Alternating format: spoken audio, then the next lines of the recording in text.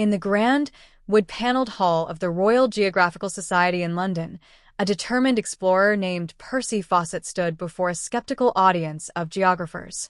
He pointed to slides behind him, showing dense jungle and ancient maps.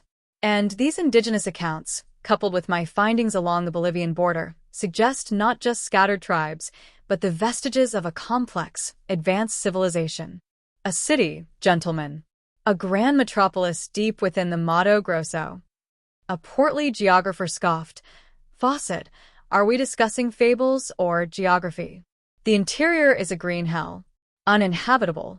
Fawcett's jaw clenched. Uninhabitable to us, perhaps. But these are the whispers of El Dorado. Of Z. Later, in their London home, his devoted wife, Nina, mended clothes by the fire. They mock you, she said.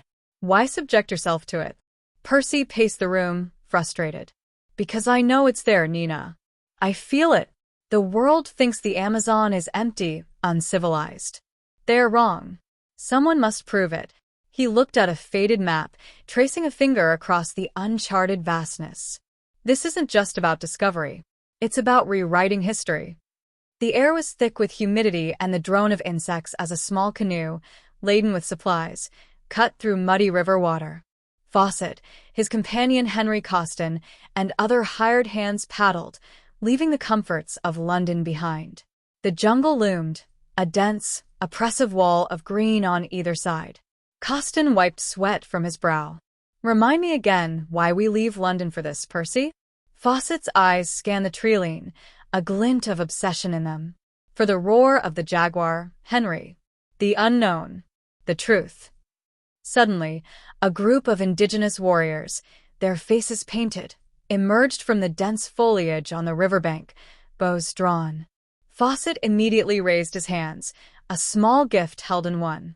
He spoke softly in a local dialect. We mean no harm. We seek only knowledge.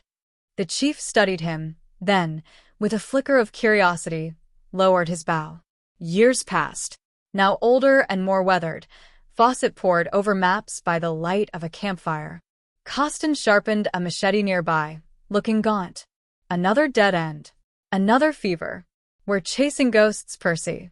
Fawcett held up a crude drawing on an ancient pot shard. This isn't a ghost, Henry. It's a glyph. Advanced. Look at the precision. Someone built this. He looked up, his eyes burning with conviction. I've seen traces. Pottery. Stone carvings. There's a pattern. A route. One day, Nina received a telegram at home. Her face fell. The Great War, she whispered to herself. Fawcett returned home, reluctantly, to serve. The search for Z was put on hold, but he looked restless, haunted by the unfinished quest he had left behind in the jungle. In 1925, now in his late 50s but still formidable, Percy Fawcett pushed through thick vines.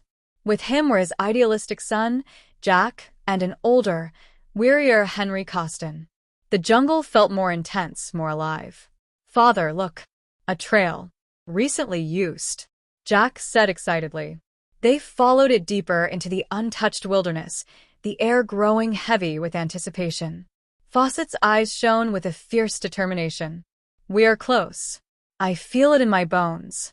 They came to a clearing and, through a haze of mist, glimpsed something unnatural, a straight line, a geometric shape. Fawcett whispered, Z. Suddenly, a series of low, guttural chants rose from the surrounding jungle. Arrows thudded into nearby trees. They were surrounded by unseen figures. Coston drew his pistol, urging, Percy, we need to fall back. But Fawcett refused. No. Not now. Jack's eyes widened with a mix of awe and astonishment as he looked from his father's resolute face to the menacing shadows of the jungle. The sounds grew louder as Fawcett, Jack, and Coston stood their ground, clearly outnumbered. We come in peace. We seek only to understand. Fawcett called out, a note of desperation in his voice. A shower of arrows flew. Coston cried out, clutching his arm. Fawcett shoved Jack behind a tree. No matter what happens, he said to his son, promise me you'll tell them. Tell them Z exists. Jack nodded, his eyes filled with tears.